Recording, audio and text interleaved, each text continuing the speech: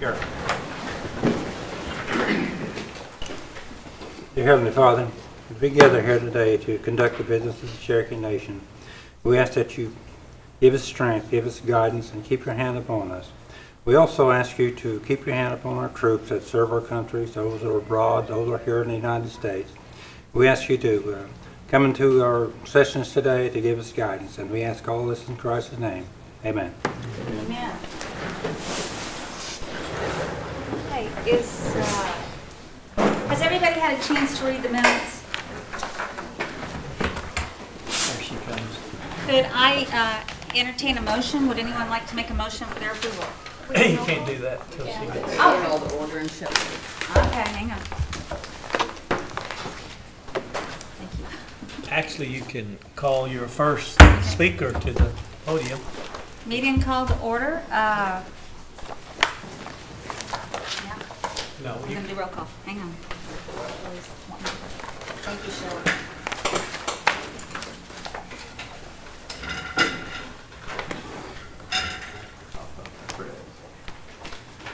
Mary Bakershaw, Ani. Mike Dobbins, here. Joel England, Honey. Keith Austin, Here. Charlie Buzzard, Here. Joe Bird, Ani. Sean Crittenden, Frankie Hargis, Present. Wanda Hatfield, Rex Jordan, Here. Dick Wright, Mike Shambaugh, Here. Leo Smith, Here. Denise Taylor, Here. Victoria Westbrook, Ani. David Walkenstick, Brian Warner. Honey. Thank you, Shelley. Appreciate that. Thank you so much. I seek approval of the minutes. So moved. Second. All those in favor say aye. On our reports, George? Thank you.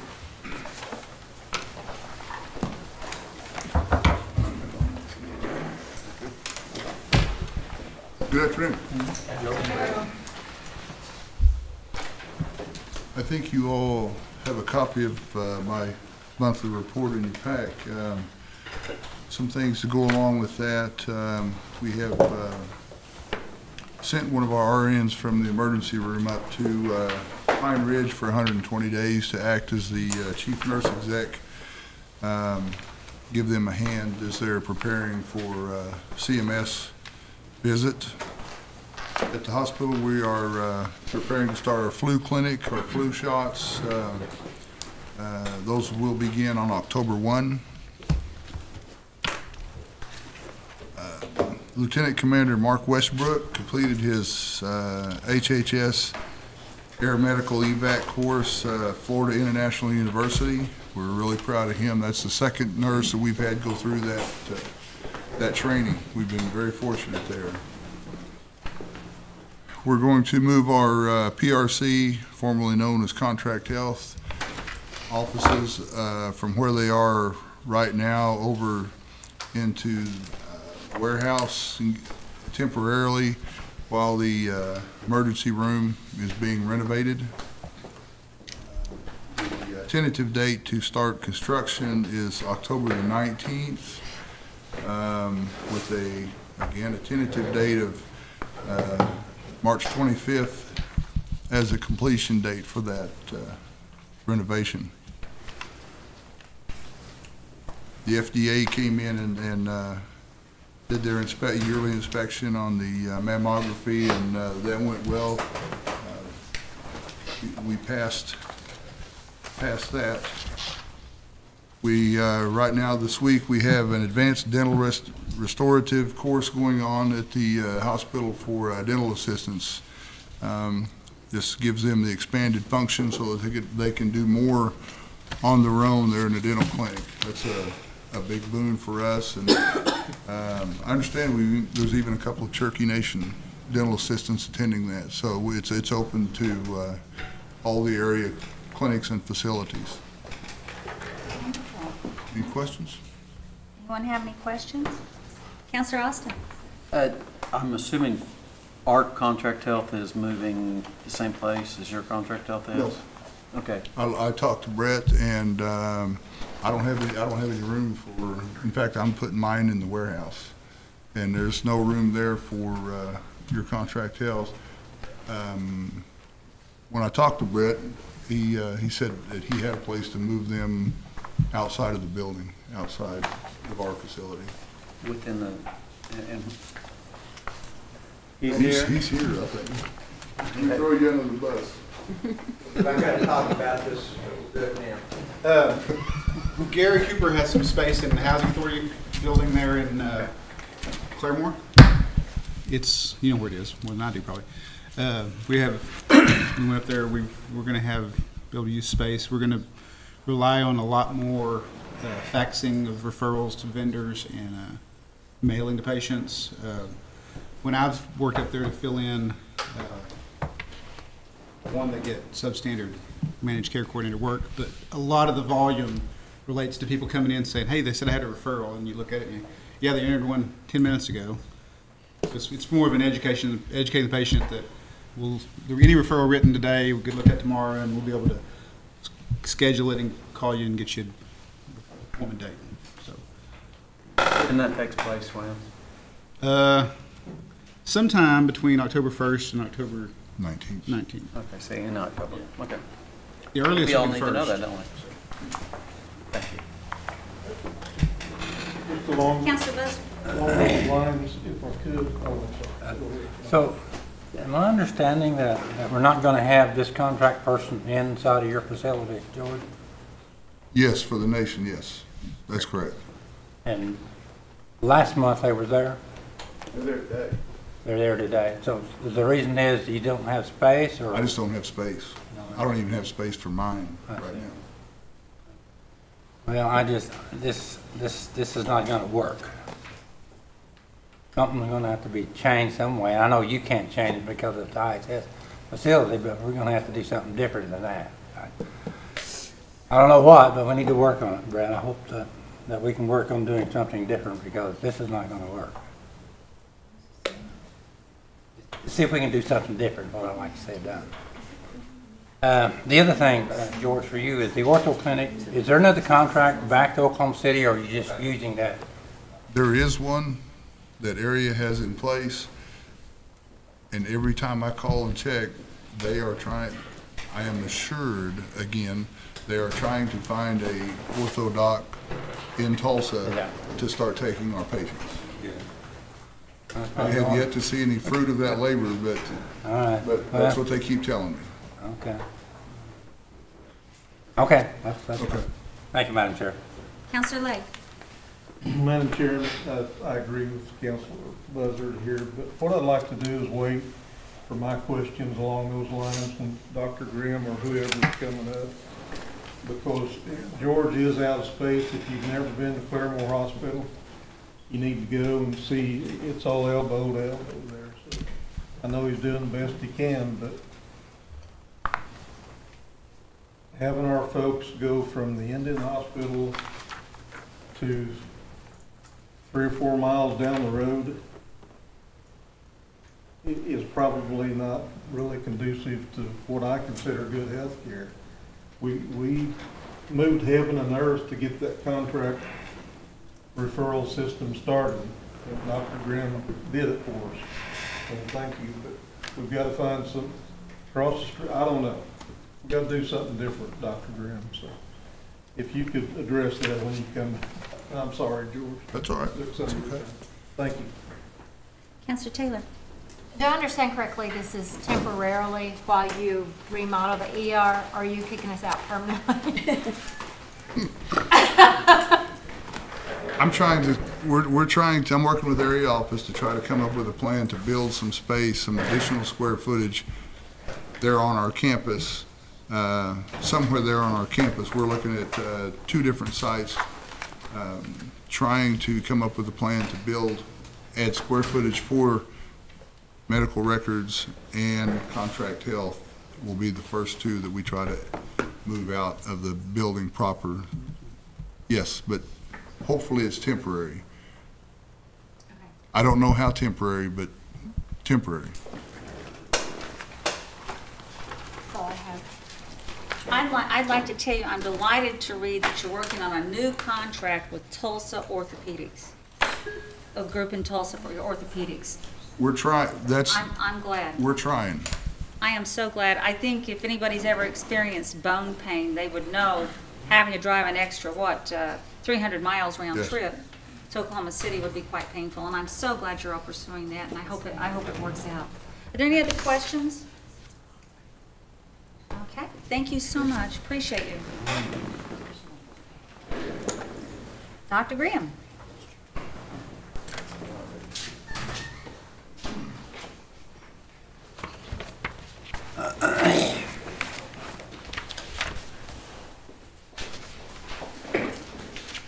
Dr. Graham, would you like to introduce your new staff? I would. I will. Dr. Roger Montgomery, sitting behind me. I'll ask him to stand up.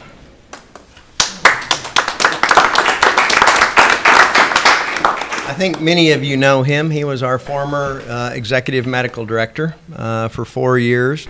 Took a 2-year leave of absence, I'll call it. He didn't know it at the time. It was only a leave of absence. He thought he was leaving us and went back and worked in private practice where he lived in Fayetteville, and we have him back. Very excited. He has the experience. He has the credentials.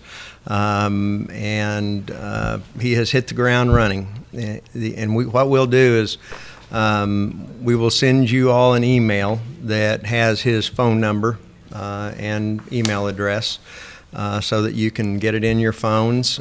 So any medical issues now, Dr. Nolan, Doug Nolan, who stepped in for about 120 days, is now has felt a little bit of the weight of the world off his shoulders. And is back in his role, and so I'm very excited about that. While I'm making announcements too, I'm going to make another one, which is has me not as happy. Brett Hayes, who's worked with us for almost 14 years now at the tribe, is taking a new role, and this is his last week. So I will also be getting you a new name and a phone number. Because that is a number you guys call a lot too. So I'll in probably the same email, I'll send you Dr. Montgomery's contact information and the person that will be in an acting capacity taking Brett's place while we work out a permanent new position. But he is moving on to bigger and better things. He's taking a career opportunity. I don't know. I didn't ask him if it was okay for me to say it, but I'm going to say it anyway. He's going to be going to work for the Creek Nation, and he'll be the health center director of their Eufaula Clinic, which is a brand new facility that was also built by the Creeks in a joint venture with the Indian Health Service, just like we're doing our facility here in Tahlequah, like we did our Muskogee facility and our Veneta facility. So I'm very excited for him. It's bittersweet for me, and it is for him too. He's put a lot of blood, sweat, and tears into our program to help all of our patients. So I'd ask that we give him a round of applause too. Now let's talk like an OU recruit going to Texas, but yeah. we'll take it this time, Brett. You've done so much for us. Appreciate all that you have done, and he always answers the phone. That's hard to get some of our staff to do, but Brett, we appreciate you. Yeah, when he told me about it, I started getting nervous. And then let's talk about the last thing he did before he left that some people seem not happy about.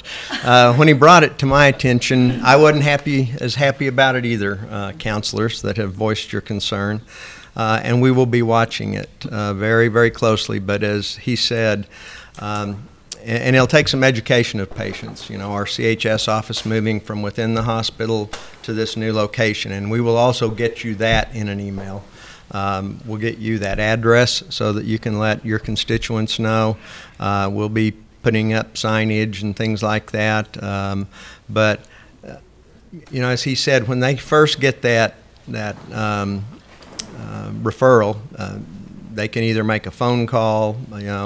We can do things through fax. It's really a day after they get it. We take that next day then to review them, and then it's not until after that that they either get approval or a denial. So really it's a couple of days before they need to be concerned about anything. Not all of them know that though, And so we'll work with everyone. I imagine there will be a few complaints, but we'll do everything we can to address those as quickly as possible. And I'm going to ask everyone to please bear with us and work with us and let us see how it works. We didn't really have any option at this point, and it might end up working really nice, being co-located with some other Cherokee Nation services, even though it's not co-located with the hospital. And maybe the hospital will be able to get an additional annex sort of building or whatever they might call it built, and we'll be able to move back in there at some point. But after I talked it out with Brett, I feel pretty comfortable about it, as comfortable as you can with it, going to a different location. I just think it'll take a little time. And I'm going to hand something out again because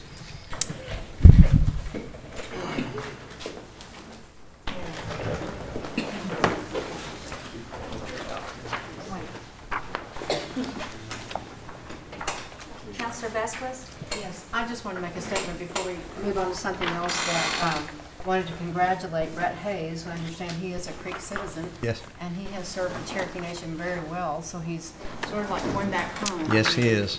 We are happy for him. Yeah, that was part of it too. It's like, how do you hold him back from going back to his tribe to serve them? And I know he'll do a great job. Thank you for that, Counselor. Thank you. So this was the Health Committee report that I said you'd have in your packets next time, but you didn't. We got to get our groups working together that are submitting these. Madam Chairman, Yes, sir. before we move on, could I have a moment with Yes. Dr. Green? Yes.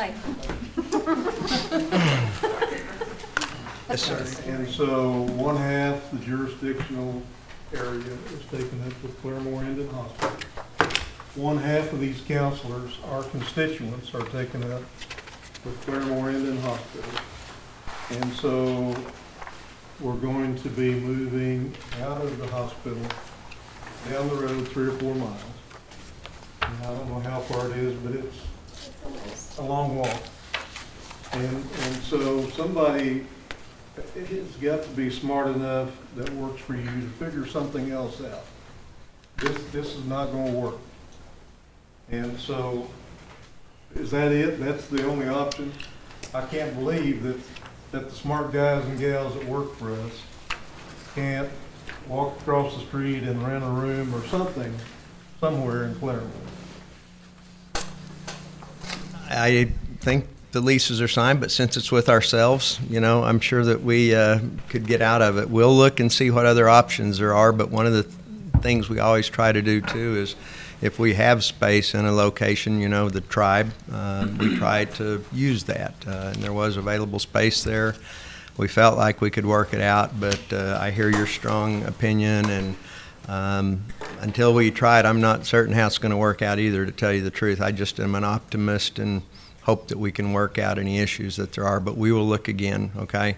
I won't make any promises right here. How long have we known this was coming up? I don't know. How long, Brett, have we known this? I don't know exact numbers. One last time, get up We've here. probably been saying, known that it's coming for a year, but we haven't got official notice until, well, I still don't have official notice. I know it's between October 1, but we went to look at housing and other properties around the area about 4 or 5 months ago. Maybe 3. It was in the summer. I don't know. But anyway, we've known, and to be honest, now I've worked up there as a managed care coordinator, 5 or 6 times, and the 90% of the volume is people coming in for something you can't help them with because they just got the referral written. They're actually often, I would say 50% of the time, and Gene and I, we've done the same thing. So half the time is they're coming to see Georgia's people, and they come to our door first. Contract health, the managed care process will work without face-to-face part. The key is if you have a referral, we send it off to get scheduled. And typically they call you or we call you and say, okay, you got an appointment date of September 13th, 9 o'clock. We've already faxed the referral to the vendor. They have that referral. So there's really, I mean, I'm not saying there's no need, but it can be handled without the process. It may not, but I've seen it. I mean, it works. And we often at Hastings, patients, they know they get the referral in the mail. We fax that referral to the vendor in Tulsa. They send back a date. We schedule it, and it gets done. I think there's going to be some, learning curve and some potential complaints because of it, but right now,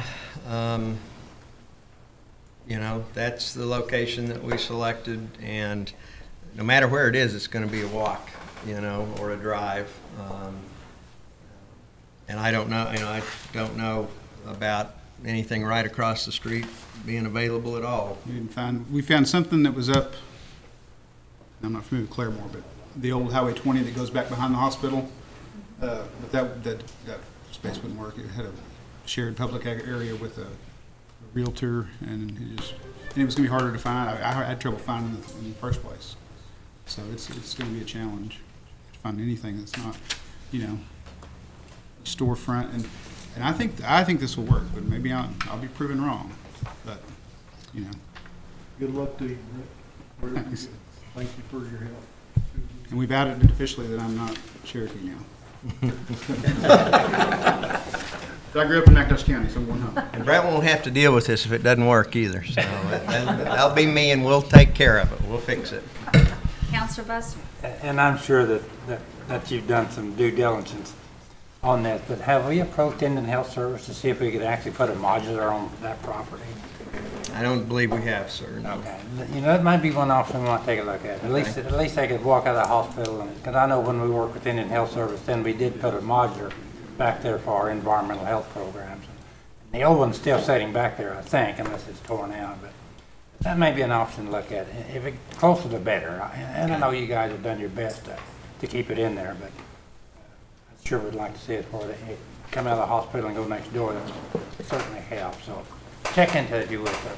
And I can't say I'm surprised to hear your concerns either. I share probably all of them. I've just had longer to get used to it and the thought that I think we can pull it off. But we'll also continue to keep our eyes open and talk with IHS too, Counselor Buzzard. Thank you.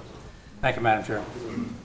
So this report, I just wanted to quickly show you a couple things on it. Same one I did last time, but if you go Dr. to... Grant, Yeah. One quick question. Okay. One of our constituents out of the country, and they have emergency, and they need surgery.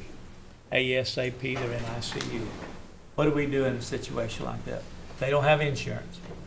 Usually we call Dr. Montgomery or Brett or me, and then we try to work it out. We had a similar situation not too long ago, and we worked with the family to try to facilitate, getting the patient stateside. But those decisions at that time are the families on what to do and where to seek that care. But anytime we have a situation like that, our office will work very closely with the family to try to help them work it out. I understand sometimes, we're limited in what we can do without insurance, and our facilities are here. So I understand that. So I didn't know, because we have those.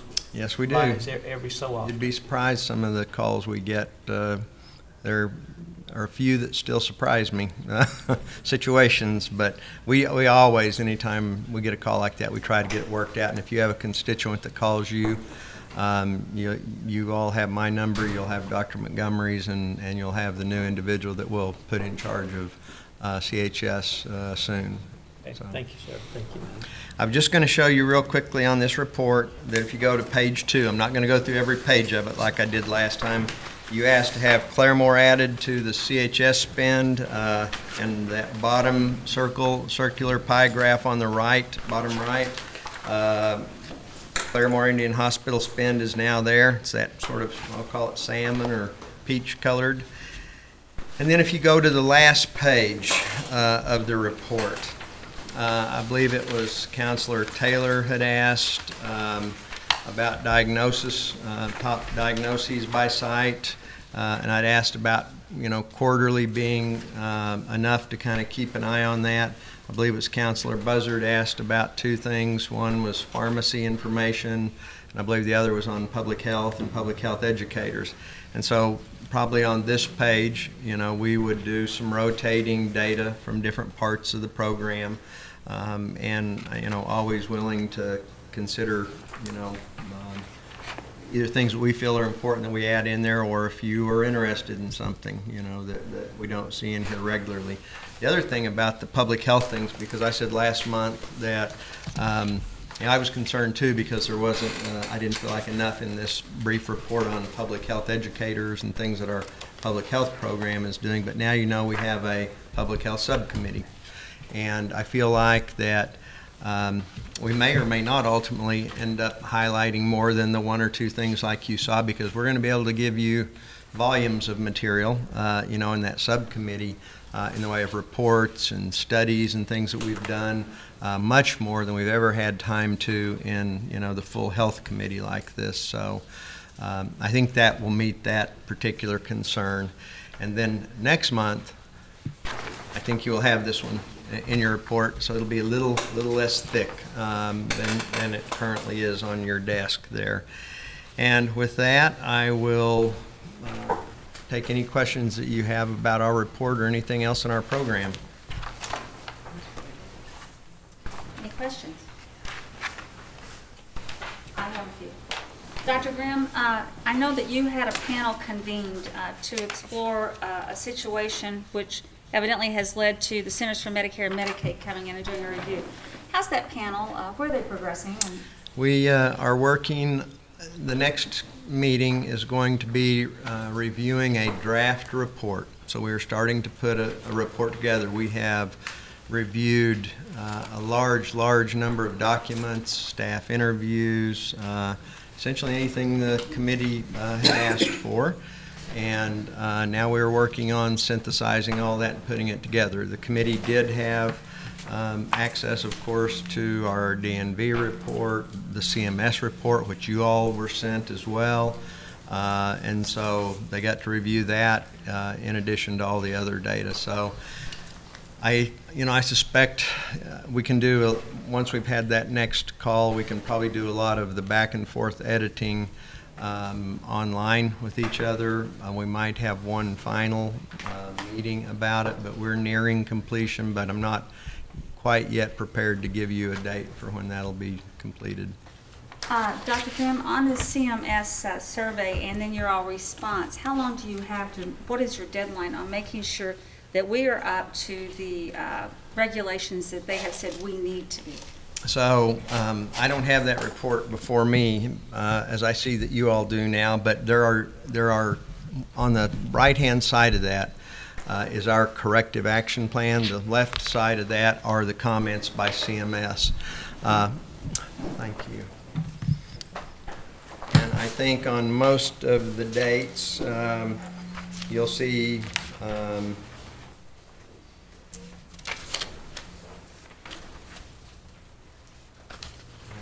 most of them.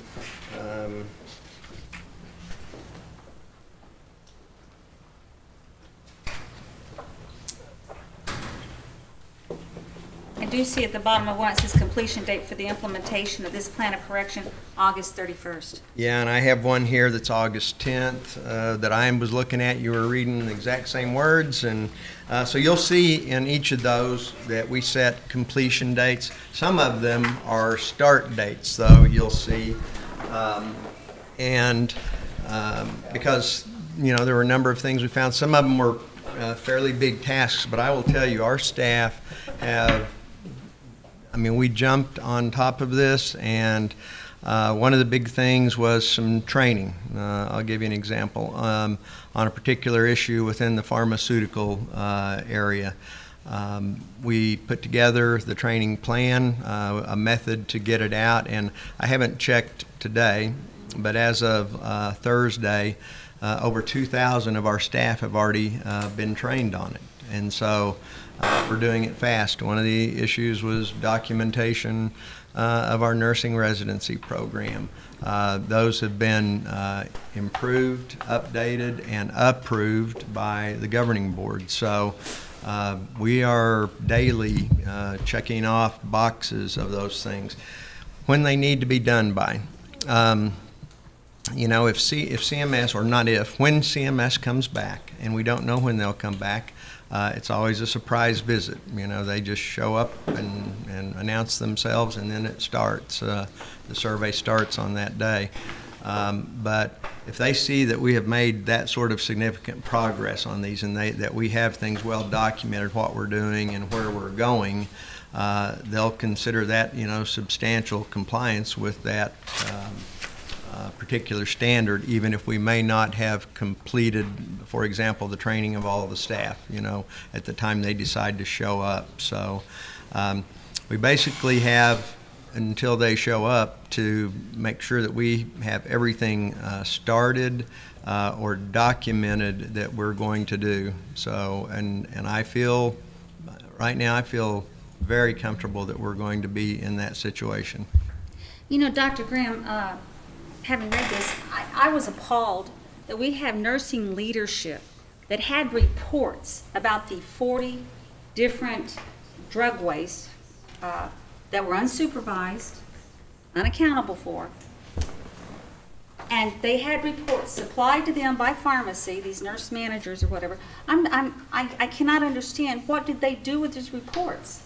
I mean, how many nursing managers were involved in this? Because this is, to me, this is just, what did they think the reports were? I'm so appalled by this, that we have nurses in a supervisory position not following through with the leadership that was required of them to make sure those drugs were dispensed in the correct manner. Well, one of the things we did to fix that, I will tell you, is that we have changed the Omnicell report that you referenced, that nurse managers get. They used to get them on a weekly basis. And then they would be expected to go back and work with the staff in their unit on any, you know, undocumented waste, and find out and then report back, you know, what happened with that.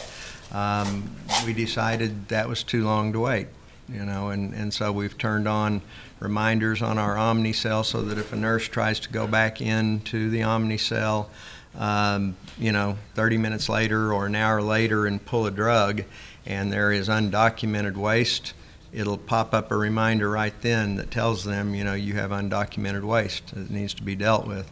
And our managers will be getting more timely information than they had in the past. So it's a, you know, process fix that we made. It is a software fix too, to try to make sure that we are more current on those sort of things. So, you know, and something else that bothered me in all of this, and that is the fact that we have people orientating and training these nurses.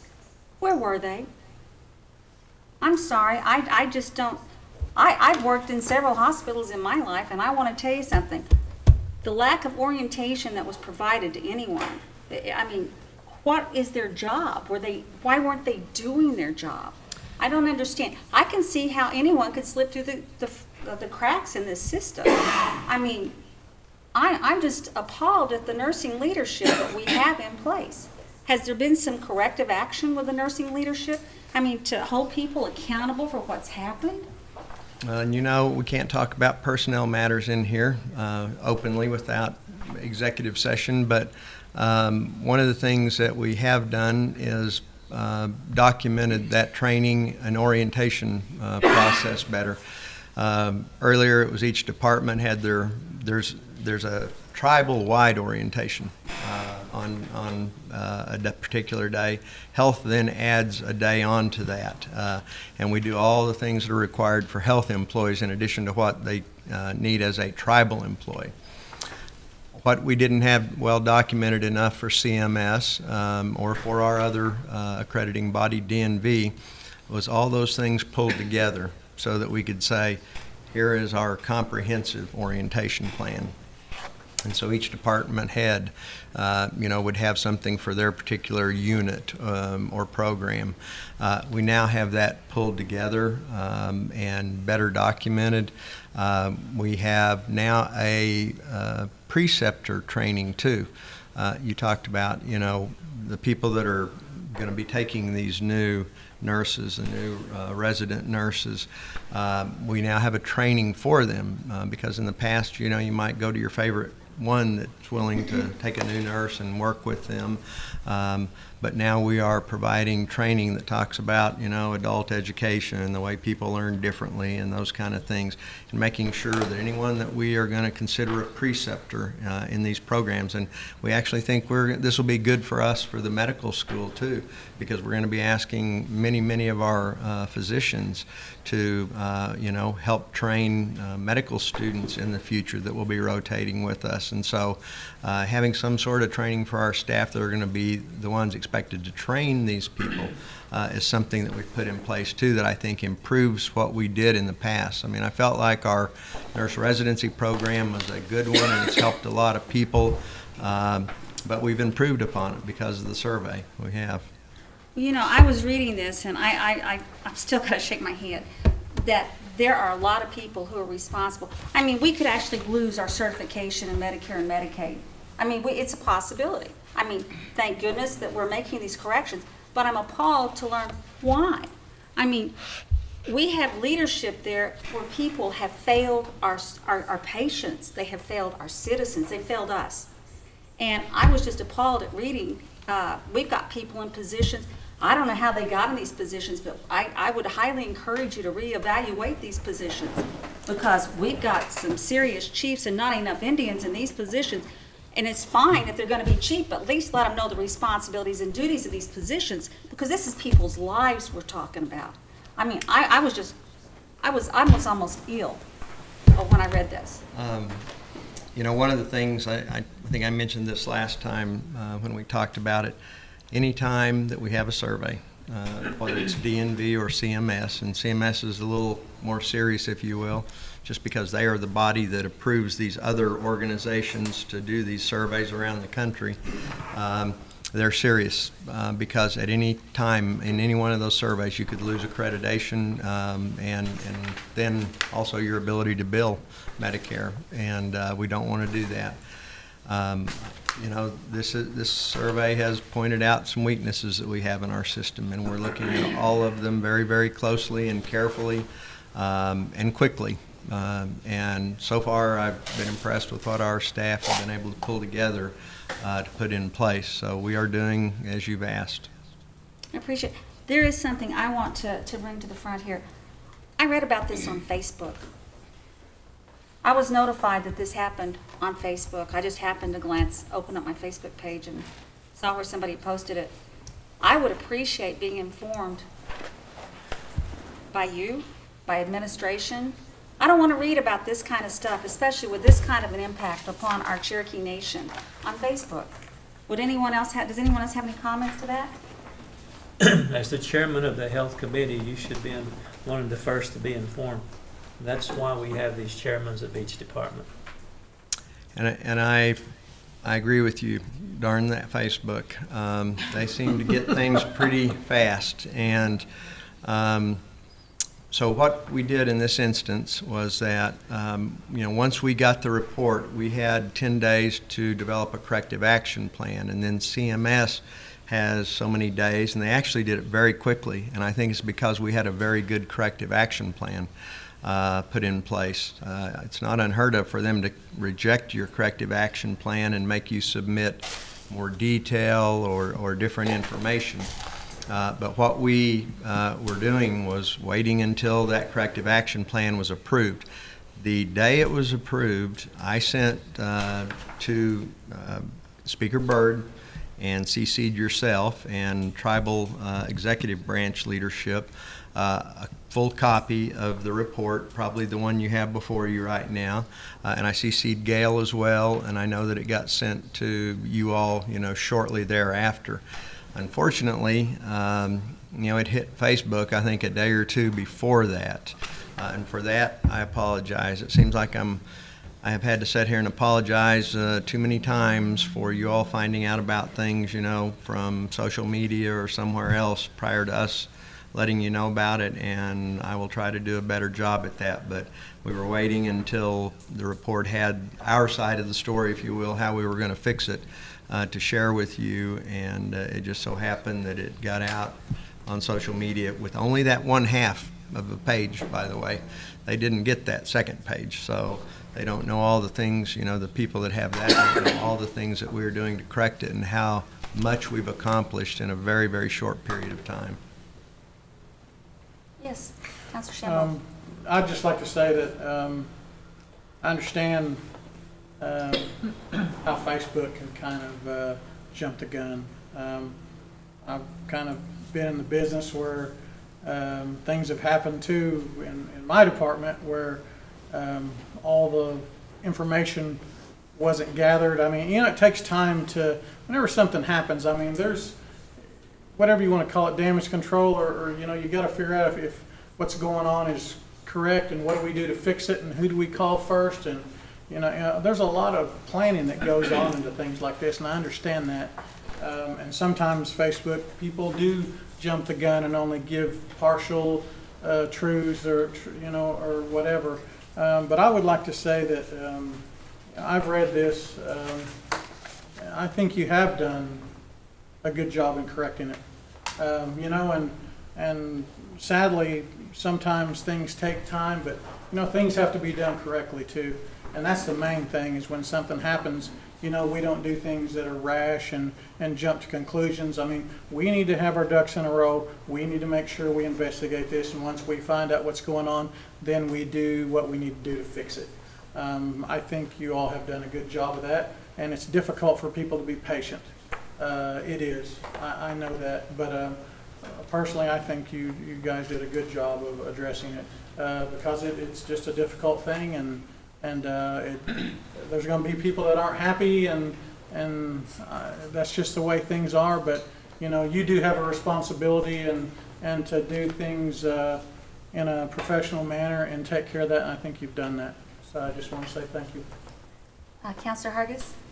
Dr. Grimm, I just wanted to say, we recently had a young man from Stillwell, Ryan Christie, who was admitted to OU Medical School, went through the white coat ceremony, and you know, he had worked for us there in the emergency room at Hastings. And I just want to thank Hastings and Dr. Franklin for his support of his application and admissions, and just hope y'all will stay in contact with Ryan. Thank you, and we will. And I'll let Dr. Franklin know that. Thanks. Councilor Buzzard? Yes, and Dr. Graham, I have all the confidence in the world in you as far as being a CEO or being in charge of the hospital. I think you've done a good job. Thank you. I think you've got the background, you've got the experience, and we're just looking forward to getting better every day. I want to change the subject a little bit about, and just ask you. Thank you. Again.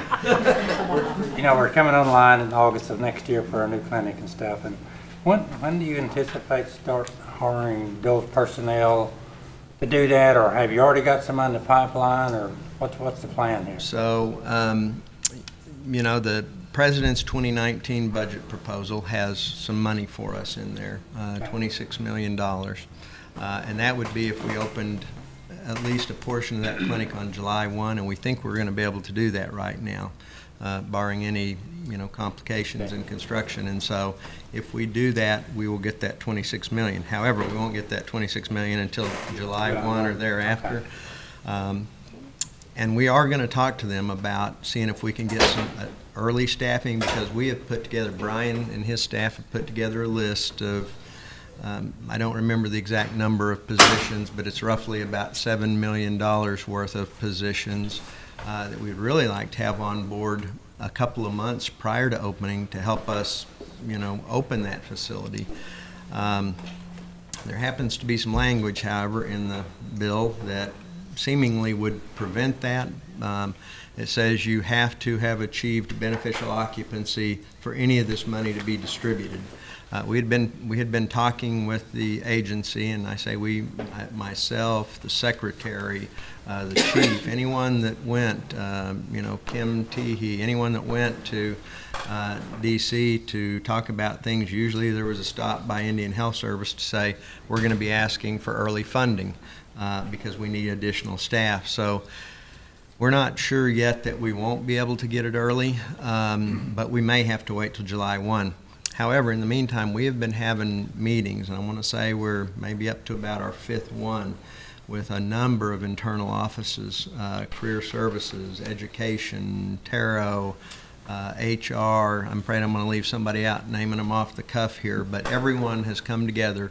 The chief has asked all the programs in the executive branch that need to be involved, where we might train people by apprenticeships or VOTEC programs or scholarship programs, that we would work together to try to get ready for these. And so and then health has regular meetings with HR on a monthly basis where we talk with them about what are some of our priorities going to be so they can get those comped, and so that we can make sure market analysis done on the salaries, and that we can make sure we have adequate job descriptions. So even if we don't get money early, we are already doing all this work so that if it's not till July 1, we'll have everything in place that we need to, and I'm sure that the tribe would allow us to put some of those, advertisements out prior to July 1, as long as we had assurances from the agency that money, that they had already determined that yes, as long as we finish that last month or two of construction on time,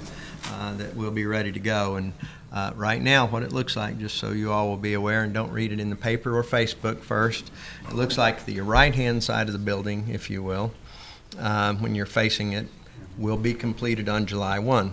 And then if we can wall things off sufficiently, and we think we can, we may or may not start seeing patients on July 1, especially if, that is when we are just given the occupancy. We'll have to get equipment in, staff trained on new processes and things like that.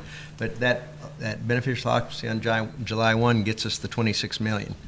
The remainder of the building, the left-hand side, will be turned over to us according to contract no later than September 30.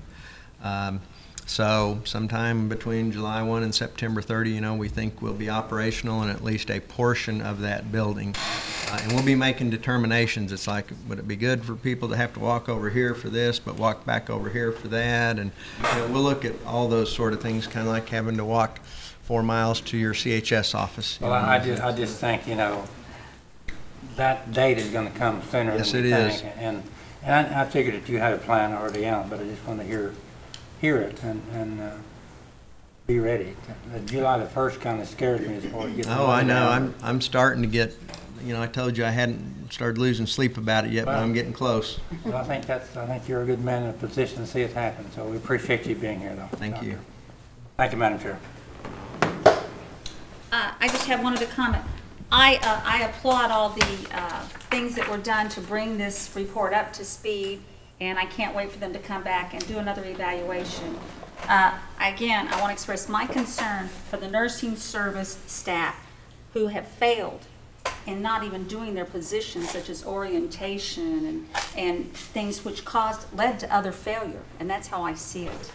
And I hope that corrective action has been taken or will be taken to put people who are not qualified in these positions out of these positions for the safety of our Cherokee citizens. We'll review everything appropriately. I'll assure you of that. Thank you so much. Are there any other questions? Any other business? Old business, other business, any new business? Again, I want to thank Talina for bringing out the fact that suicide is National Suicide Prevention Month and about the walk this week. And are there any other announcements? Motion to adjourn. Our next meeting is October 15th. All those in favor say aye. Aye.